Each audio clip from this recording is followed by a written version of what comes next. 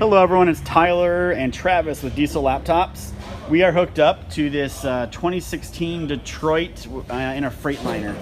So what we're gonna do is some comparison side-by-side stuff with this guy. So first up is the Autel. Now, the other video I did, I actually sat here for 4 minutes watching it try to scan the whole truck, and I just didn't feel like doing that again since we're already hooked up to it. And we've been playing with it a little bit here. So I'm not going to do that this time, and there's some glare. Let's see if we can do it. Maybe go that way. Get no more glare on the bottom of the video there.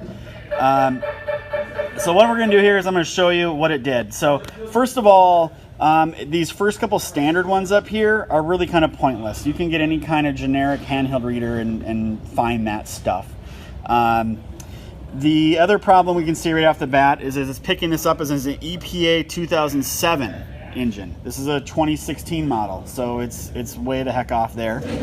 And if I go into it, because we've already been kind of clicking around here, so we'll go into it and show you what we see. Basically nothing. ECU information, read codes, erase codes, and it says there's no fault codes, but yet there is. So we'll just go back out. There's nothing to really do there. Let's go try this number 4 here, this diesel injection, because it says there's 7 fault codes. So I will get into this guy. And now we have a bunch more stuff. ECU info, read codes, tasks, great. This is good stuff we're looking for. Let's go read codes. And this is where we really have a problem with this tool when it comes to the Autel. So as you can see here, it has these weird, funky hexadecimal codes. These mean absolutely nothing. Detroit uses SPN and FMI codes. So they're actually remarkably translating them to descriptions that are probably right, but we don't know what a lot of this stuff means. And again, there's no repair information. I hit search and it would try to go to Google and search for that. That's the search it would look for. And it does have freeze frame data, so I can hit the freeze button and it's going to tell me a little bit about what's going on here with the codes at the time it got set. So that's nice. Let's go back out.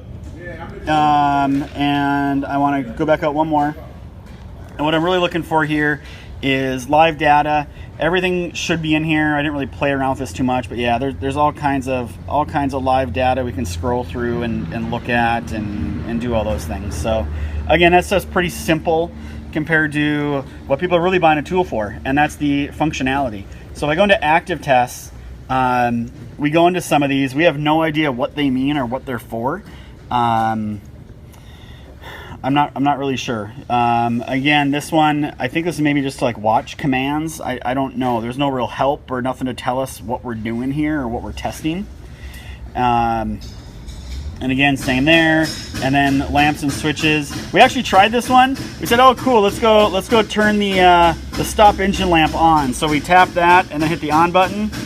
And okay, it's doing something different because we just literally tried it a couple minutes ago and it was giving us a ECM busy error, so we weren't sure what that meant. And we'll hit the off button. I'll tell you what, Travis, let's just see if it even works. So I'm gonna hit the on button. Travis is gonna walk up there and let's ask the driver.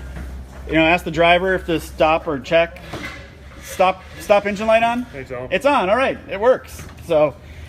Good to see the command works. You hope when something's in here it actually works. So we'll turn the light back off, and we'll hit escape, and we'll go back one more menu, and let's see what's under special functions. So, set VIN number, idle shutdown, display and change parameters. So it looks like I can do some stuff in here. Parked regen, so that's great. There's some commands in here, and that's pretty much it. And let's go back and let's try this other one. And let's go into the SCR, and I hope that didn't just jump up to the wrong one there. Yeah, I'm in the after treatment control module, so I think I'm in the right spot. And live data, well, I shouldn't have done that. Now I'm gonna be sitting here for a minute waiting, but we'll wait it out. I did not see on that screen any type of commands that you could do in terms of SCR commands. So what we're kind of figuring out with this Autel tool is it looks like it's gonna connect to most things and at least read them, kind of. In this case, we're not really even reading the right Detroit codes. You can't really troubleshoot a bad code number. And it's funny, I've seen that same problem with several other vendors where they did the Detroit hexadecimal codes and not the actual SPN FMI. So it must be kind of a common issue. But again, no bi-directional stuff. I can hit read codes here, and it says there's no codes. And then I can go back. Let's go back to that main menu. And the Detroit transmission's in here, which is great. It's picking it up. And it's picking up the ABS, which is great as well. So let's go into the ABS, and let's actually see if it can do any kind of bidirectional commands, or if we're just reading codes and the right codes, since first WABCO ABS we've stumbled upon.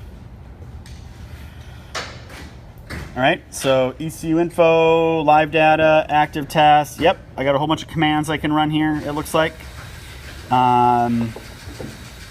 Special functions, component reset. I'm not going to run them, but we do have some tests in here. Trouble codes, let's see what it gives us. Oh, there we go. It's actually giving us SID and FMI codes, which is proper for a WABCO ABS system. So, all right, we're going to hook up the Texa tool next to give it a side-by-side comparison. So a quick break in the video, and we'll get that Texa going here. Okay, we're back here again. Tyler and Travis, Diesel Laptops, still the same truck, and we're wireless to it. And we've already done the liberty of the system scan, again, to kind of save time here. So you will notice through here, this picks up way more modules. Transmission, cabin control, SAM cab, SAM chassis, diesel injection, so on and so on. So if I click on diesel injection, you'll actually see it pulls up too. So let's go compare how these work comparatively to the Autel unit that you were just looking at. So I'm gonna head in here and hit confirm and get hooked up to this guy. So again, what we always look for is functionality. How much better or worse is it? And we kind of use, to be honest, we either use OEM software or Texa as our baseline on how something good is. In our experience, the Texa is as close to dealer level as you can get. So we go over here to parameters, and you'll see there's a whole bunch, 212 of them. Fault codes. Texa doesn't show any fault codes. Now on our other tool, you just saw it was showing some fault codes on some ECUs, and they were hexadecimal, but we're not seeing them here. We did figure out why. A little pop up there from Microsoft. Get rid of that guy. We go over here to activations, and we have a bunch of tests. Cylinder cutout tests, fuel metering stick test, etc. You guys can read it. I probably don't need to read them out loud to you. Relative and compression test is an important one, and a bunch of output commands as well. And then we go over here to settings, and this is where you'll find a bunch more commands as well. Injector codes for injector programming, hours, vehicle speed, regen, quality control, all kinds of stuff, resetting the accumulators. And if I even clicked further into ECU settings, you can dive down into literally hundreds and hundreds of settings for everything. PTOs, idle shutdowns, the whole 9 yards. So that's just one of the computers on here. So keep in mind, in today's modern trucks, there are multiple computers on the ECM doing different things. So this one we're going into now is the one that controls the SCR system. So you got to be careful too when you're looking at tools, making sure you have everything completely covered in what you're looking for. So let's get into this guy here and just give it a second to connect, and we'll see what this populates with. All right, that menu that came up was just telling us if we connect to a different ECU on this truck, the CPC, the MCM, etc., we'll see different things. So now we're pulling up 232 parameters on this ECU. And faults, again, no fault codes. We go to the ECU info tab, activations, a whole slug more of commands and tests that you can do. All right. And then we go to settings. And again, ECU settings, it's one of those things you go into, and it's like a whole nother menu system. So I'll just hit the start button. Well, we don't have our internet going, so we're not gonna be able to get into it. So anything with this little weblog symbol means that we need to be on the internet and have ran and filled out a form one time in order to get into those. So we're not on the internet today with the laptop. We're at location on a customer site. So we'll get out of there. And then there is even a third spot to go for engine stuff. So let's go all the way down into there. There's another one there for engine vehicle adjustments. So a third spot you can go into for engine stuff. So besides the fact that this tool has all the commands compared to that Autel you were just looking at, there's obviously a limited amount that you can do in there. Some of the other things we can do in here that you will probably like is the ability to get repair information. So let's go into, what would be a good one to go into here? Instrument panel, we get some active code. Trying to find some body stuff, it's a little bit different. So the MSF, Modular Switch Panel. let's go into this one and we'll show you the codes because we've already gone in here and played around with it a little bit. So Texa will obviously get into every computer that's on this truck. And again, there's our nice looking Freightliner up there. And hit confirm.